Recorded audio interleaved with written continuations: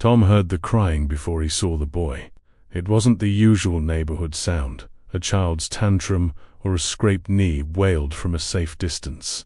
This cry came from just outside the garage door, muffled and wet, the kind of sound that meant something had already broken before the tears started. He was elbow deep in an engine block. The radio playing talk radio he wasn't really listening to, a half-finished thermos of cold coffee beside him on the workbench. He'd been working since 5 in the morning, before his daughter left for school, before the day could settle into the familiar weight of everything else that needed doing. At 42, he'd learned that work was the cleanest kind of silence. The crying stopped and started again, irregular, like someone trying to swallow their own noise. Tom wiped his hands on a rag that had seen better days and stepped into the morning light. The boy was maybe 10, sitting on the curb with his backpack half open beside him, his uniform shirt untucked and his knees bleeding through ripped jeans. There was dirt under his fingernails and a bruise blooming along his right temple, the kind of color that said it had happened hours ago, not minutes. Tom's chest tightened. He'd seen that look before, the specific shame of a kid who knew adults were going to ask questions and wasn't sure how to answer them without making everything worse. "You lost?" Tom asked, already knowing the answer was no. The boy lifted his head. His eyes were red-rimmed but dry now, though his mouth was still trembling at the corners. "I got in a fight," he said, and then before Tom could respond, before Tom could deliver one of those useless adult phrases about talking it through or reporting it to teachers, the boy added, "He said my mum was a liar. He said everyone knows it." Tom's hands went numb. He looked at the engine block waiting for him inside. The wrench on the workbench, the half-finished job he'd told himself would be done by noon. He set down the rag very carefully on the concrete. "Come here," he said. "There's a hose around back." The boy followed him to the side yard where the hose hung coiled on its rack like a sleeping snake. Tom turned the tap and held his hand under the stream until the temperature felt right, then guided the boy's hands under the water. The blood ran down the concrete in thin spirals, pink and immediate. Tom handed him a clean towel. He kept them in the garage specifically for this, though he didn't remember why exactly, and had watched the boy's hands shake slightly as he wiped his palms. "What's your name?" Tom asked. "Marcus." The boy's voice was steadier now, the way kids sometimes got when they were being treated like someone who mattered. "My mum works at the dental office, on Meadow Street." Tom nodded. He knew it. He'd been there twice, both times uncomfortable in the waiting room, with its bright magazines nobody read. "Your mum know you're here?" "She's at work," Marcus said. "She thinks I'm at school." "I was at school, until about an hour ago." He looked at his shoes. One lace was untied, the other had frayed into separate strands. "I got suspended for 3 days, for fighting back. The other kid started it, but I guess that doesn't matter." The sun was climbing higher. Inside the garage, the engine block sat waiting, and Tom's phone would probably start ringing soon. The dispatcher from the auto shop, or his ex-wife with some question about custody, or his daughter's school with a note he'd need to acknowledge. The whole morning stretched out with its particular gravity, all the things that needed to happen in their particular order. Tom went back inside and came out with the first aid kit he kept under the workbench. He cleaned the cuts on Marcus's knees with careful efficiency, his big hands surprisingly gentle with the antiseptic and gauze. Marcus watched him work, and Tom noticed the boy's jaw unclenching slightly, the way tension left a kid's body when someone knew what they were doing. "There's a difference," Tom said quietly, "between what's true and what people say is true. A lot of kids don't learn that until they're older." Marcus said nothing. He was watching Tom's hands move. When Tom finished, he helped the boy stand, and that's when he noticed the small wooden box sticking out of Marcus's backpack. It was the kind of thing that didn't belong there, hand-carved, with a photo taped to its lid. Tom caught only a glimpse, a woman with Marcus's same sharp cheekbones, laughing with her head thrown back, her arm around someone's shoulders, in a way that suggested the photo had been taken at a moment of real joy. "That your mum?" Tom asked. Marcus nodded and carefully tucked the box deeper into his backpack. "Protective. It's just something I kept from before." Tom felt something shift in his chest, the way it did when you recognized yourself in a stranger's story. He looked at his own garage behind him, the tools hanging on their hooks, the incomplete jobs waiting on the shelves, the evidence of a life built entirely around forward motion and not looking back. He'd been divorced for 5 years. His daughter still flinched sometimes when he raised his voice, even in laughter.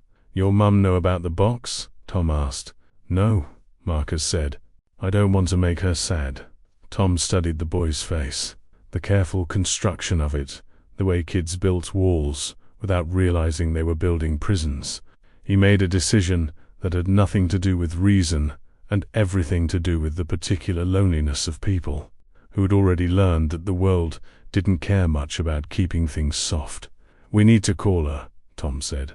"And then we're going to sit down together, and you're going to tell her what that boy said, not to get him in trouble.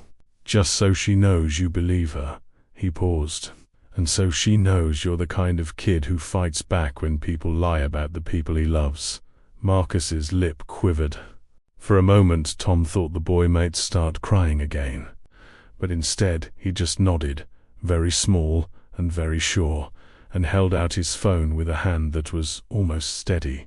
Tom stood in the garage while Marcus dialed, the phone on speaker. His small voice agreed, explaining to the school secretary where he was and that someone would be picking him up. The secretary asked questions. Was everything okay? Was there a trusted adult present? Answered in Marcus, answered in monosyllables. His eyes fixed on Tom's face, as though the older man's steady gaze was the only thing keeping him tethered to the earth. When the call ended, Marcus handed the phone back with the careful precision of someone returning something precious that didn't belong to him. They sat on the concrete steps outside the garage, side by side, not talking. Tom fetched 2 glasses of water from inside, and they drank them slowly, watching the street fill with the ordinary traffic of mid-morning. A woman jogged past in expensive gear, not looking at them. A delivery truck rumbled by. The day continued its indifferent way, as though nothing had shifted, as though a single conversation wasn't about to reshape itself into something that would echo backward and forward through both their lives. When Marcus's mother arrived, Tom recognized her from the dental office, though he didn't think she would recognize him. She was maybe 38, with the same dark eyes as her son, and the same sharp cheekbones. But everything else was armor. Her scrubs were perfectly pressed despite the morning shift, her hair pulled back so tightly it must have caused a headache. Her face arranged into an expression of controlled fury that made Tom's stomach drop. She got out of the car before it had fully stopped, and the first thing she did was look at Marcus's face, cataloging the damage. "What happened?" she demanded, and there was something underneath, the anger, specific kind of terror that comes from loving someone too much in a world that keeps proving it doesn't love you back. Marcus stood up. His voice came out smaller than it had inside the garage. "I got in a fight with David Chan," he said. He stopped. His mother's jaw had tightened, and he glanced at Tom as though looking for permission to continue. Tom stepped forward slightly. "He said something untrue about you," Tom said, speaking directly to the mother. "Marcus defended you, physically, got suspended for it." He paused. "I'm Tom. I live 3 blocks over. He came to my garage this morning." The mother's eyes shifted to Tom, and he watched her run a calculation. Single man, garage kid, shows up with bruises, alone with him on the steps. Tom could see the equation forming on her face, could watch her rewrite the entire scenario in her head as potential threat. Her hand moved slightly toward Marcus, protective. "He was just upset," Marcus said quickly. "I was sitting on the curb. He helped me clean up. He let me use his first aid kit." The mother's gaze remained on Tom. "That's kind of you," she said, and the politeness in her voice was colder than anger.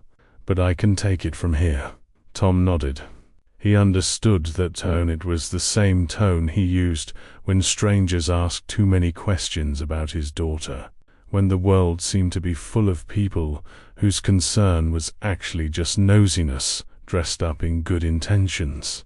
He stepped back toward the garage door, respecting the boundary she was drawing, but Marcus reached out and caught his sleeve. "Mum," he said, "I need to tell you something. Can we go inside, please?" The mother hesitated. Tom watched her weigh the options, and he made a decision that surprised him. "There's coffee in the garage," he said. "I have a kettle. You don't have to let him stay, but it's a neutral place if you want to talk about what happened."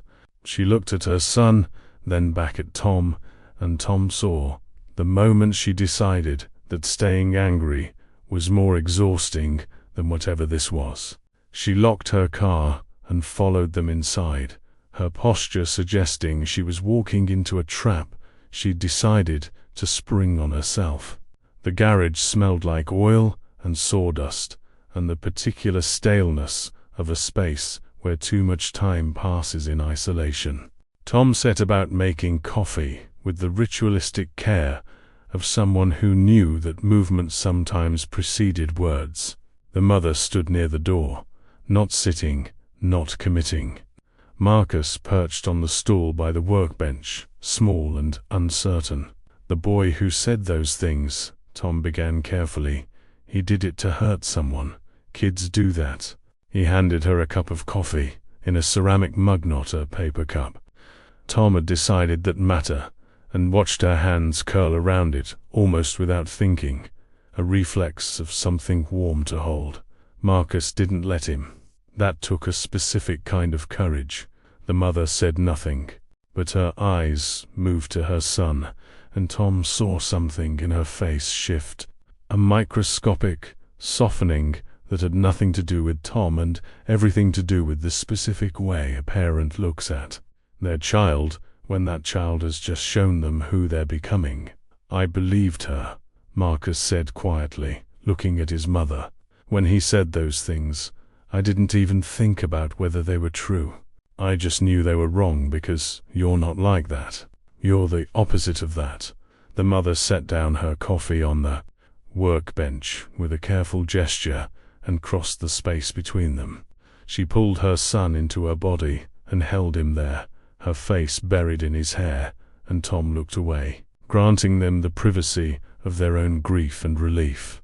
He went back to the engine block that had been waiting since 5 in the morning and began gathering his tools, not to work on them, but simply to give them a place to be alone together, without the burden of watching them be watched. They stayed in the garage for another hour. Tom worked on the engine block while Marcus and his mother sat at the workbench, and gradually the conversation moved from the incident with David Chun into territory that was deeper and older. Tom caught fragments. The school where teachers didn't always listen. The custody arrangement that left Marcus with a stepfather 3 days a week who didn't particularly want him there. A promotion her mother had been denied last year when the dental practice was sold to a corporate group that preferred hiring younger hygienists. The mother's voice remained controlled, but her hands told a different story. They trembled slightly as she held her coffee, and there was a tightness around her eyes that spoke of years spent bracing for the next disappointment. When she mentioned the stepfather, Marcus's entire body contracted. "He says I'm too sensitive," the boy said. "He says Mom makes excuses for me." The mother's jaw clenched. "He doesn't mean..." "Yes, he does," Marcus said quietly. And then, looking at Tom, "That's why I had the box. It's from before. From my real dad. He used to carve things. Boxes, animals, stuff. He wasn't very good at it, but he tried. Mum kept one after he left, and I found it in a drawer." Tom set down his wrench. He turned to look at them, and something in his expression must have registered, because the mother stopped mid-explanation and met his eyes. She had the face of someone who had been apologizing for her sore circumstances for so long she'd forgotten it was someone else's job to judge. "Can I see it?" Tom asked. Marcus retrieved the box from his backpack and placed it on the workbench between them. It was crude work, the joinery slightly uneven, the carved details rough, but there was something in it that transcended skill. The box was a conversation between a father and a son who would never have it. The top was decorated with a simple forest scene, trees and a small figure standing among them, looking up. Taped to the lid was the photograph, and now Tom could see it clearly. The woman was younger, radiant, and beside her stood a man with Marcus's same sharp cheekbones, his arm round her waist. They looked like people who hadn't yet learned that joy was temporary. "He made this?" Tom asked. "Before I was born," Marcus's mother said. "He was going to teach Marcus to carve. They were going to make things together." She looked away. "He didn't stick around long enough for that." Tom ran his finger over the carving. The detail work on the trees was meticulous, despite its roughness, as though the man had been trying to say something through his hands that he couldn't manage in words. Tom understood that language.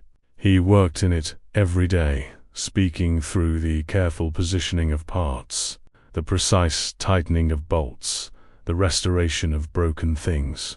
"Your dad was trying," Tom said to Marcus. "That matters. It matters more than you probably think right now." The mother stood abruptly. "I should get him back to school.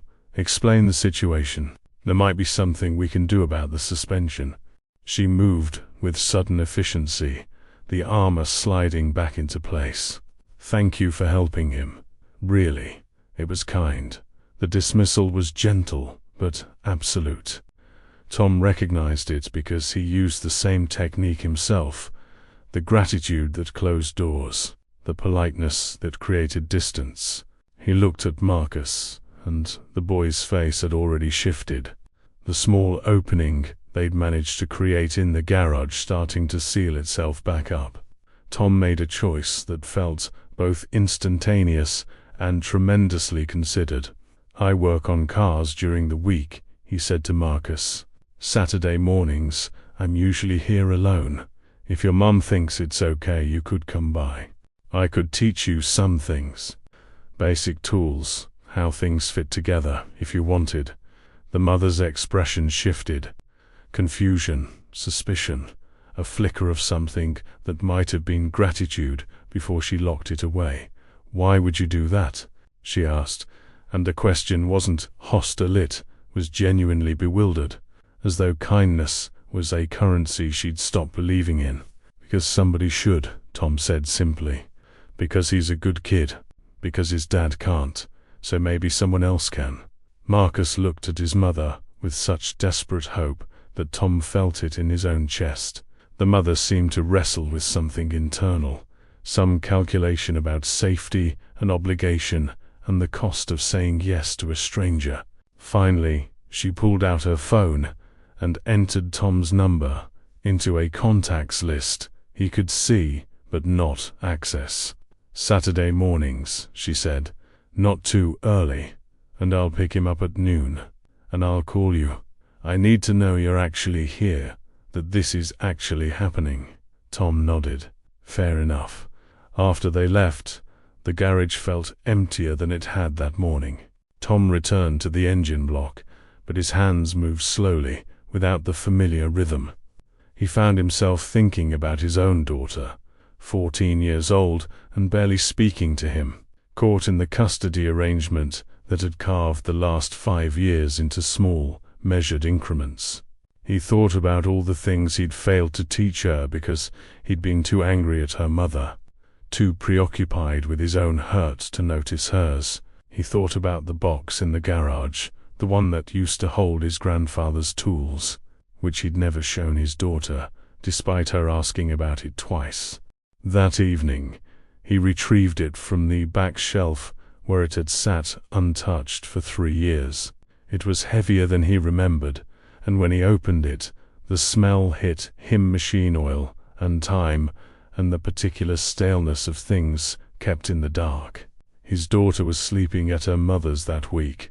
He texted his ex-wife, something he rarely initiated. Could she come by Saturday afternoon instead of Sunday? I want to show her something. The response took 10 minutes. Why? He stared at the screen, trying to explain something that had no words yet. Finally he typed, "Just something I should have shown her already." The 3 dots appeared, disappeared, appeared again. Then, okay, 2 p.m. Tom looked at the box in his hands, at the tools inside that his grandfather's hands had touched, at the weight of inheritance that didn't have to be a burden. 2 p.m., he confirmed. He set the box on the workbench next to where Marcus would sit on Saturday morning. And for the first time in 5 years, the garage felt like a place where something might actually be built instead of merely repaired. Marcus arrived at 8:15 on Saturday morning, earlier than expected, with his mother hovering in the car at the curb. Tom waved at her, and after a moment of visible internal debate, she pulled away. The boy was nervous in a way that suggested he hadn't slept well, his eyes slightly too bright, his movements careful as though the garage might suddenly reveal itself as a trap. "You came," Tom said, and Marcus nodded, setting his backpack down with ritualistic care. Tom had prepared. He'd cleaned a section of the workbench, gathered the simpler tools, pulled out a block of soft wood and some basic chisels he'd bought the night before. He'd never taught anyone anything like this, and the weight of that responsibility sat on him like physical pressure. But when Marcus's eyes landed on the carving materials, something in his face opened. They started slowly. Tom showed him how to hold the chisel, how to read the grain of the wood, how to make cuts that followed the material's own desires rather than fighting against them. Marcus's hands were small but steady, and he listened with an intensity that Tom recognized, the specific focus of a child starved for attention that didn't come loaded with judgment. 2 hours passed without either of them noticing. They were halfway through the morning when Tom's phone rang. It was the auto shop dispatcher, the one who'd been calling increasingly frequently. A regular customer had arrived with an engine emergency, something that couldn't wait, something that needed Tom's specific expertise. The kind of call that meant money, that meant opportunity, that meant breaking the Saturday morning commitment he'd just made. Tom looked at Marcus, whose hands had gone still over the wood.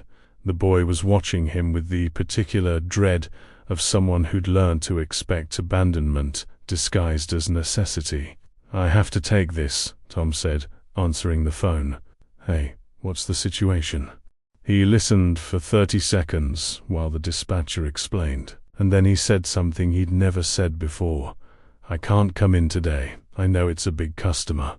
I know it's urgent, but I've got something I need to do here. Can you call Rick, or push it to Monday?" He hung up before he could change his mind, before the reflex of obligation could override the choice. Marcus's entire body relaxed. He returned his chisel to the wood. At 11:45, Tom walked Marcus to the curb where his mother was already waiting, and they spent 5 minutes talking real conversation, not the exchange of logistics. The mother's posture had changed since the first day.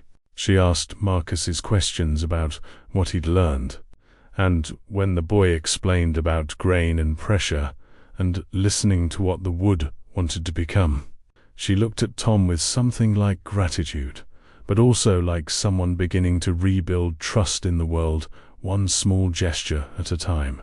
After they left, Tom had just enough time to shower and change before his daughter arrived at 2 o'clock. Emma pulled up in her mother's car with the particular surly grace of 14-year-olds, already bracing for disappointment. She hadn't wanted to come. Tom could read that in the way she took the stairs to the garage 2 at a time, committed to finding this a waste of her time. "Mum said you had something to show me," she said, her tone suggesting she'd rather be anywhere else. Tom retrieved the box from the workbench. "Yeah, this." He opened it and showed her the tools, his grandfather's tools, the ones that had made things for 3 generations, the ones that had been silent in the dark for too long. He told her about her great-grandfather, about the things he'd built, about the fact that she was descended from a line of people who knew how to fix broken things and make new ones. He told her that he'd been too angry for too long to share that with her, and that was on him. Emma took one of the chisels in her hand. "Why now?" she asked. Tom gestured at the soft wood on the workbench, at the half-finished carving where Marcus's hands had left their mark.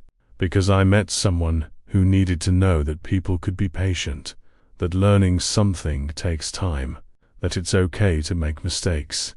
He paused, "and I realized I'd never shown you that. I'd always just expected you to already know it." His daughter looked at the carving, at the careful marks Marcus had made that morning. "Is this from another kid? A kid who came to my garage one morning because the world had already told him a lot of lies about himself," Tom said. "I'm trying to teach him something different." Emma set down the chisel. "Can I try?" They worked together for 2 hours, Tom's large hands guiding hers, showing her how to feel the wood's resistance, how pressure and patience worked together instead of against each other. They barely spoke, but the silence was different now. It was the silence of people doing something together, not the silence of people occupying the same space while remaining separate. At 4 o'clock, Marcus's mother picked up Tom's phone call, asking if she could bring the boy by the next morning. "Just Sunday morning before church," she said, "just for an hour." When they arrived, Emma was still there. Tom had asked his ex-wife if she could keep Emma another day, and something remarkable happened. The teenagers worked side by side while Tom moved between them, teaching, watching, adjusting. By noon, the block of soft wood had become something recognizable, a small figure standing in a forest of trees, looking up at a sky that Marcus and Emma had carved together. The mother watched from the workbench, and when she thought nobody was looking, she reached out and touched the box, the old box with the photograph on its lid, and let her hand linger there for a moment that felt like forgiveness. 6 months later, Tom's garage had become a Saturday and Sunday ritual. Marcus and Emma had begun teaching each other, trading skills, and Tom had commissioned a proper carving from a woodworker he knew, a gift from Marcus's mother with the boy and girl's faces carved into its frame. The original box remained on the shelf, and next to it Tom had placed a photograph of his grandfather, and next to that his own photograph with his daughter, taken at the garage with sawdust in their hair and exhaustion and joy on their faces. One afternoon, Marcus asked why Tom had stopped to help him that first morning. Tom thought about it for a long time before answering. "Because someone needed to," he said finally, "and because I needed to remember how." Marcus nodded, understanding in the specific way that children understand things adults often miss, that help and healing move in circles, that the person who saves you is often the person who needed saving themselves, that the smallest act of attention can crack open the careful construction of a carefully closed heart. The box on the shelf held carving tools now, and they'd been used so much that the wood handles were worn smooth. Every Saturday and Sunday, small hands reached for them, learning the particular language of creation, speaking in the only way that mattered, by making something that would outlast the loneliness that had brought them all together.